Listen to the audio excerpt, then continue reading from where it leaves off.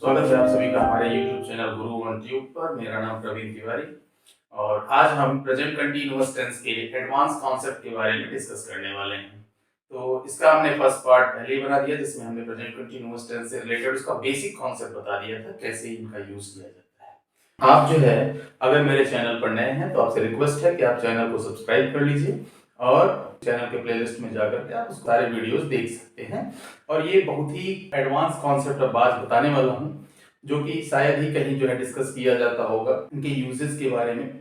और अगर आप बेसिक नहीं जानते होंगे तो ये आपको समझ में कम आएगा, इसलिए आपसे रिक्वेस्ट है कि सबसे पहले आप बेसिक जो है फर्स्ट पार्ट उसको देख लीजिए, फिर जो है इस वीडियो पर आइए।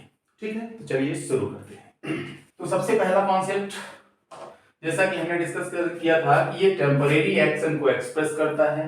Present continuous tense temporary action क्या होते हैं, मतलब उसमें ये होता है कि एक्शन परमानेंट नहीं होता। जैसे कोई काम है, जैसे मैं पढ़ा रहा हूँ तो कुछ ही देर पढ़ाऊंगा, उसके बाद फिर पढ़ाने का काम खत्म हो जाएगा।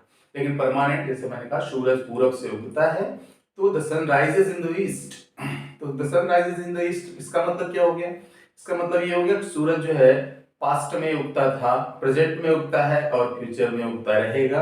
ये होता है परमानेंट एक्शन। ठीक है, परमानेंट एक्शन का मतलब जैसे मैं ये कह दूं कि मैं पढ़ाता हूँ, मैं अंग्रेजी पढ़ाता हूँ, तो इसका मतलब ये है कि मैं पास्ट से स्टार्ट किया हूँ पढ़ाना, आज भी मैं पढ़ा रहा हूँ और कल भी मैं पढ़ाऊंगा, तो ये इसको कहते हैं परमानेंट एक्शन। लेकिन मैं कह दूं कि मैं पढ़ा रहा हूँ तो ये पढ़ाने का जो सिलसिला हमारा टेम्परेरी है, थोड़ी देर में अभी ये खत्म हो जाएगा। तो ये टेम्परेरी और परमानेंट में ये डिफरेंस होता है। पहला ये इसमें होता है, ये दर्शाता है कि एक्शन जारी है। क्या है? एक्शन जारी है। एक्शन जारी है, जैसे मैं पढ़ा रहा हूँ, आप मेरा वीडियो देख रहे हैं, हम इसको कह सकते हैं कि I am teaching right now, you are watching my video. तो ये क्या है? इसको हम कहते हैं टेम्परेरी एक्शन और इसमें ये एक्सप्रेस किया जाता है कि एक्शन जारी है, कार्य जारी है, the work is in progress. तो ये सेंस होता है। ठीक है, तो एक तो ये हो गया।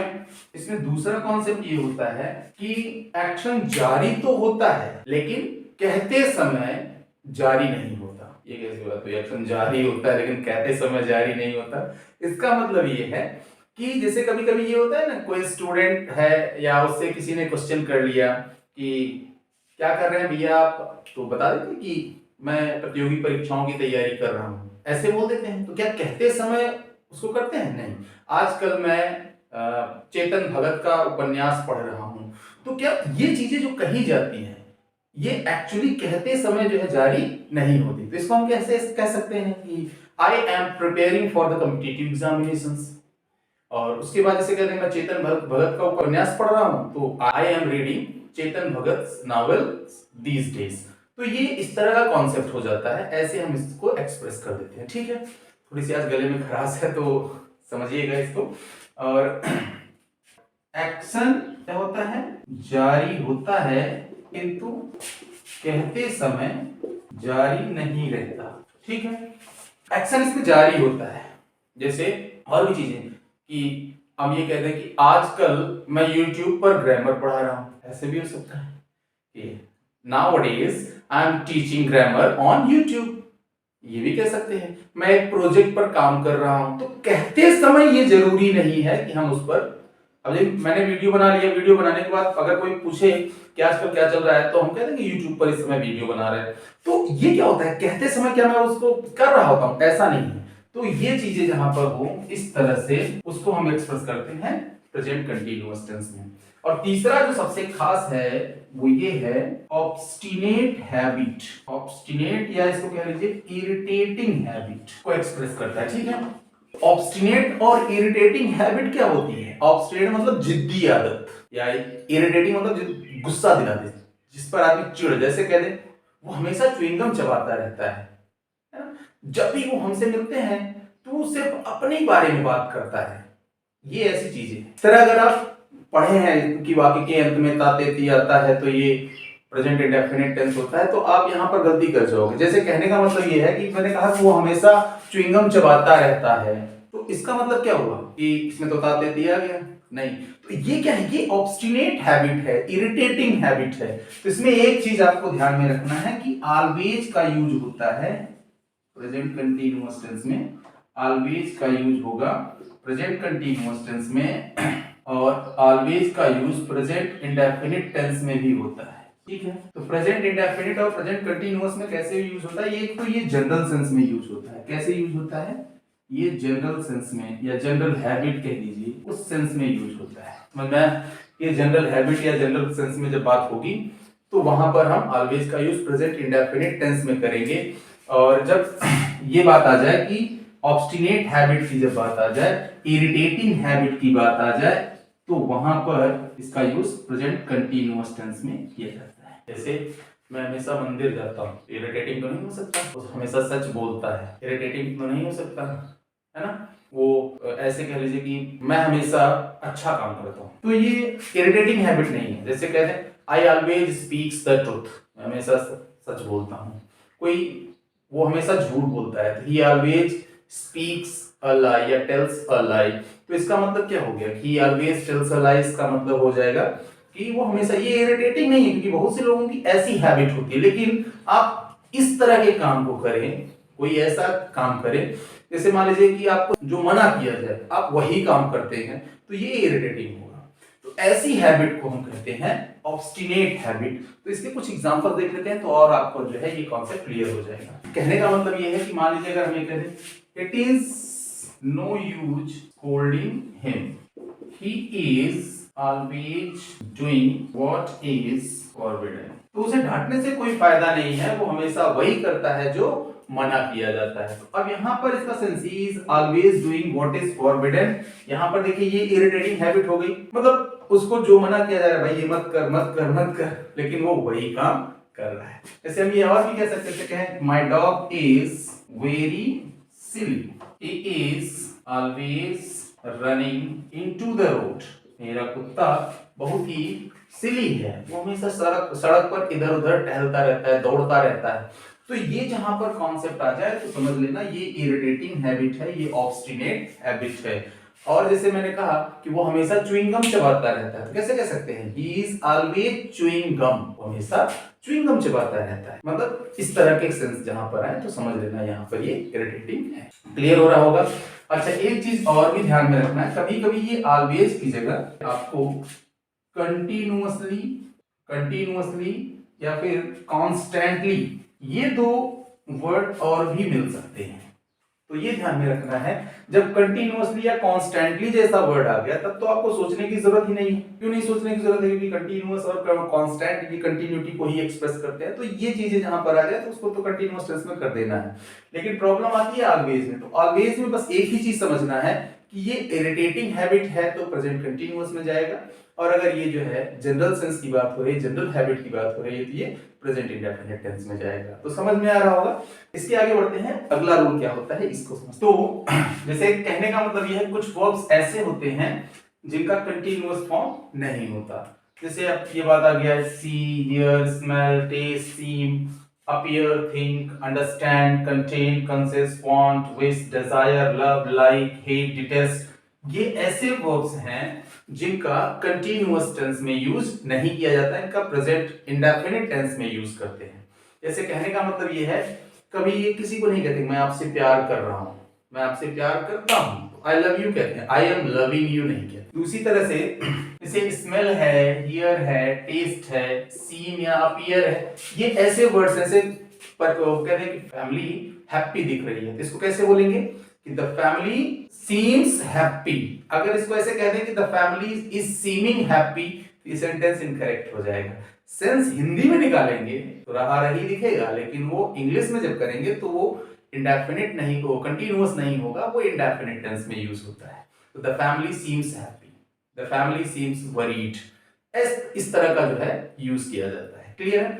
इसी तरह से अब इनके मीनिंग में अगर कुछ चेंजेस करते हैं, जो मैंने अंडरलाइन किया है, जैसे हियर है, सी है, और स्मेल है, टेस्ट है, उसके बाद अपीयर है, थिंक है, ये ऐसे जो वर्ड्स लिखे गए हैं, इनके अगर मीनिंग में थोड़ा सा चेंज किया जाए तो इनका कंटीन्यूअस टेंस में यूज होता है।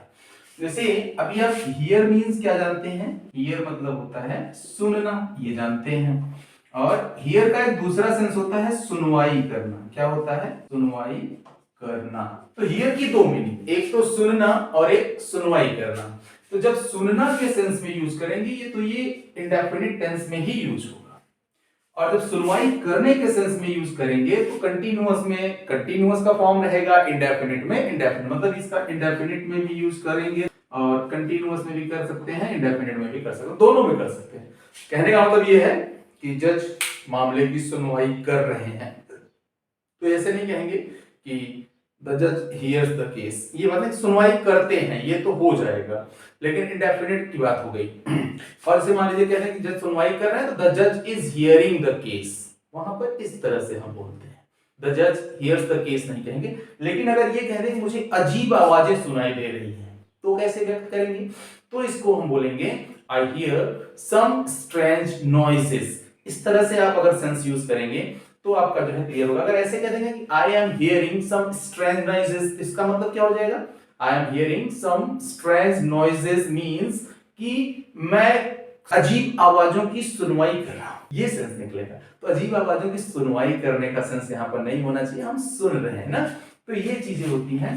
तो इसको ऐसे कह सकते हैं कि I hear some strange noises, ध्यान रखेंगे आई एम हियरिंग नहीं यूज करेंगे। लेकिन जज मामले की सुनवाई कर रहे हैं तो द जज इज हियरिंग द केस, इस तरह से बोलेंगे। इसी तरह से स्मेल वर्ड है, स्मेल की भी दो मीनिंग होती है। तो स्मेल का मतलब महकना हो गया, और उसके बाद एक होता है सूंघना। तो महकना और सूंघना दोनों में डिफरेंस है। जैसे मैं कह दूं कि फूल अच्छा महक रहा है, तो ये महकने का सेंस हो गया। जैसे मैं ये कह सकता हूं कि the flower smells sweet, the flower smells sweet. इसको ऐसे नहीं कह सकते कि the flower is smelling sweet, गलत हो जाएगा। तो ये मतलब हो जाएगा कि फ्लावर जो है अच्छा सूंघ रहा है, तो सूंघने का सेंस नहीं होता, वहां पर यूज करना है द फ्लावर स्मेल्स स्वीट। ऐसे ही ये कह दो कि मैं फूल सूंघ रहा हूं, मैं फूल सूंघ रहा हूं, तो I M smelling the flower, इस तरह से हम इसका यूज करते हैं। क्लियर है? फिर आता है टेस्ट। अब ऐसे ही टेस्ट की भी दो मीनिंग होती है। टेस्ट का मतलब एक तो होता है स्वाद आना, और एक होता है स्वाद की जांच करना। स्वाद की जांच करना इसको अक्सर लोग कहते हैं चखना। भाई देखना, चखना से एक गलत मीनिंग मत निकालना। चखना मतलब स्वाद की जांच, चख करके स्वाद की जांच निकल करना होता है, ये होता है, कभी गलत तरीके से मत इसको इंटरप्रेट करिएगा। तो एक हो गया स्वाद आना, जैसे हम ये कहते हैं सेब मीठा आता है, या सेब मीठा आ रहा है, सेब मीठा होता है। इस सारे सेंसेस का यूज जो है कैसे करेंगे? The Apple test sweet.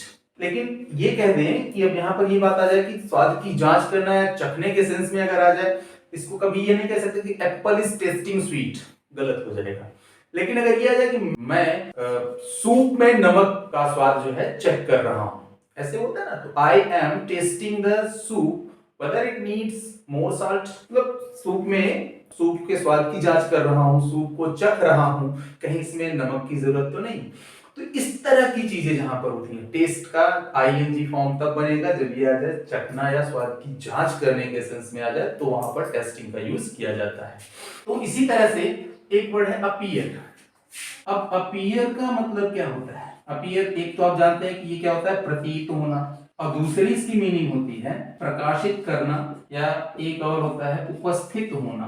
तो प्रतीत होने के सेंस में जब यूज करेंगे तो ये इंडेफिनिट रहेगा, इसको कंटीन्यूअस में यूज नहीं कर सकते। लेकिन प्रकाशित करने के सेंस में करेंगे तो ये कंटीन्यूअस इसका बनेगा।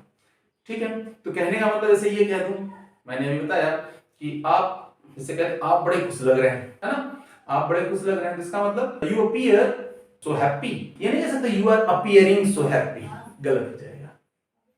तो you are appearing so happy कह देंगे तो ये गलत हो जाएगा। तो you appear so happy, the family appears happy, the family appears worried, he appears worried, ऐसे सेंसेस का यूज करेंगे। मतलब वो दुखी दिख रहा है तो ही अपीयर्स वरीड, ऐसे सेंस का यूज, ऐसे जो है सेंटेंसेस बनाया जाता है। इसका इस तरह से कंटीन्यूअस टेंस होता है। ये नहीं कह देंगे कि ही इज अपीयरिंग वरीड, इस तरह का यूज करेंगे तो ये गलत हो जाएगा।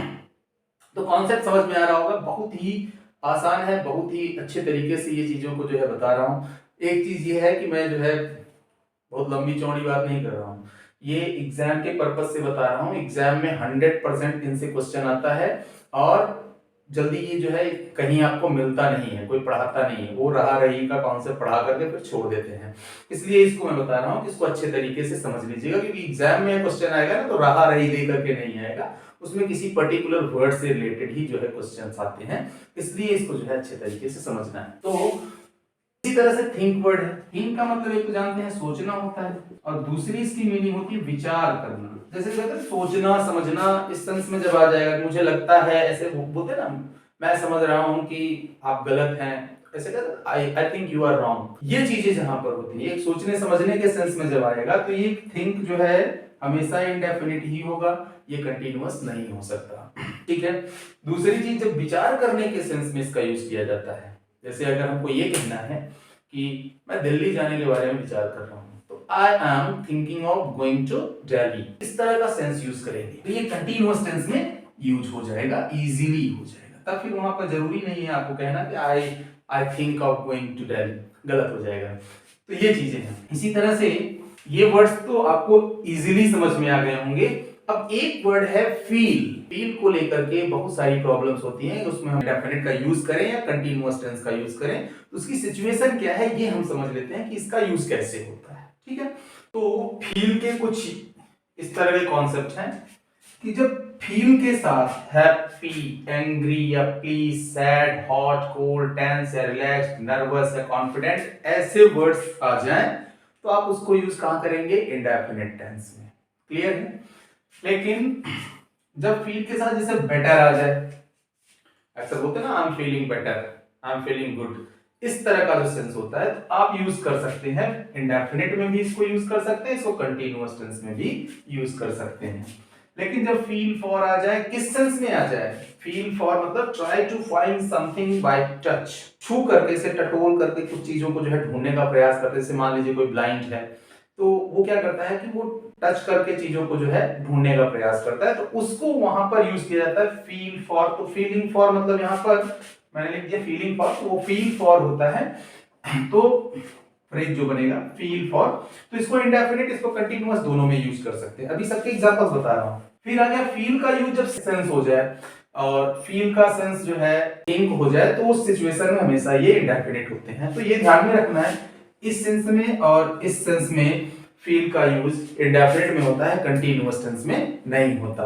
लेकिन इन दो सिचुएशंस में इसका यूज जो है कहां होता है? इंडेफिनिट में भी कर सकते हैं और कंटीन्यूअस टेंस में भी कर सकते हैं। जैसे एग्जांपल देख लेते हैं। आई एम फीलिंग हैप्पी नहीं कहेंगे, I feel happy, I feel relaxed, I feel nervous, he feels nervous, ऐसे सेंसेस में हम यूज कर सकते हैं। जैसे कहा जाए द वाटर फील्स कोल्ड, पानी ठंडा है, द वाटर फील्स कोल्ड, इस तरह का सेंस जहां पर आ जाए तो वहां पर फील का यूज इंडेफिनिट में होगा। फिर फील सेंस में जब बेटर का सेंस आ गया, आई फील बेटर भी कह सकते हैं, आई एम फीलिंग बेटर भी कह सकते हैं।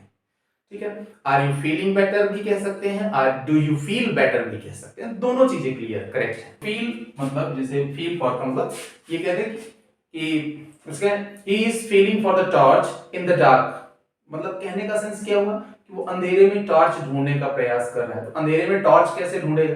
तो बाय टच से ही करेगा ना। तो इस तरह का जहां पर सेंस होगा वहां पर हम यूज करेंगे फील फॉर। फिर उसके बाद आता है सेंस। कभी कभी ऐसा होता है झटका महसूस होता है, जैसे कहा जाए do you feel the earthquake, are you feeling the earthquake, नहीं, ये जहां पर सेंस का होगा, महसूस चीजों को करना है, तो वहां पर जो है आईएनजी नहीं लगाएंगे, तो वहां पर ये कहेंगे do you feel the earthquake. तो ये जहां पर सेंस आ जाए तो वहां पर यूज करेंगे इंडेफिनिट टेंस का। फिर फील का मतलब थिंक भी होता है, जैसे I think you are wrong भी कह सकते हैं, और ऐसे कह सकते हैं I feel you are wrong. इस तरह से जो है इनका यूज किया जाता है। तो फील में सबसे ज्यादा कंफ्यूजन होती है, लोग कहते हैं चाहे आईएनजी लगाओ चाहे ना लगाओ कोई इशू नहीं है, लेकिन ऐसी सिचुएशंस आती हैं, इसको ध्यान में रखना है। अच्छे तरीके से चीजों को समझिए, अच्छे तरीके से पढ़िए, ये आपके कंपटीशन में ये सारी चीजें आने वाली है ना।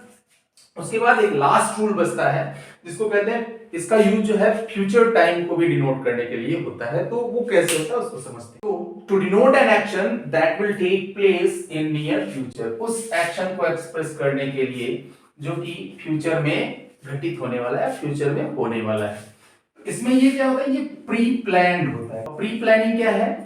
प्री प्लानिंग जैसे हम ये कहते हैं आज शाम को मैं इलाहाबाद जा रहा हूं, तो कैसे कह सकते हैं इसको? I am going to Allahabad this evening. तो इसमें कुछ पर्टिकुलर जो है टर्म होते हैं, एडवर्ब ऑफ टाइम होते हैं, जिसे कहते हैं this evening, today, tonight, tomorrow, tomorrow morning, इस तरह से यूज किया जाता है। तो इसमें क्या होता है? प्री प्लानिंग होती है। जैसे कहते हैं कि I am going to see the doctor tomorrow, I am going to see the doctor tomorrow morning. इसका मतलब क्या? कि I have an appointment to meet the doctor. इस तरह का जहां पर सेंस आ जाए वहां पर हम प्रेजेंट कंटीन्यूअस टेंस का यूज करते हैं। तो ये नियर फ्यूचर को एक्सप्रेस करने के लिए भी इसका यूज किया जाता है। तो ये रहा पूरा कंटीन्यूअस टेंस। ये चीजें आपको बहुत अच्छी तरीके से समझ में आ गई होंगी और उम्मीद करता हूं कि आप बहुत जो है इसको एंजॉय करेंगे। बहुत सिस्टमैटिकली मैंने इन सब चीजों को बता दिया है। आप इसको पढ़िएगा और प्रेजेंट कंटीन्यूअस टेंस से रिलेटेड कोई भी किसी भी बुक की एक्सरसाइज सॉल्व कीजिए। एक भी क्वेश्चन उसमें आपका मिस नहीं होगा, ये मैं गारंटी दे रहा हूं आपको। तो होप यू अंडरस्टैंड। तो फिर मिलते हैं नेक्स्ट वीडियो में, जो कि हमारा जो है प्रेजेंट परफेक्ट टेंस से रिलेटेड होगा।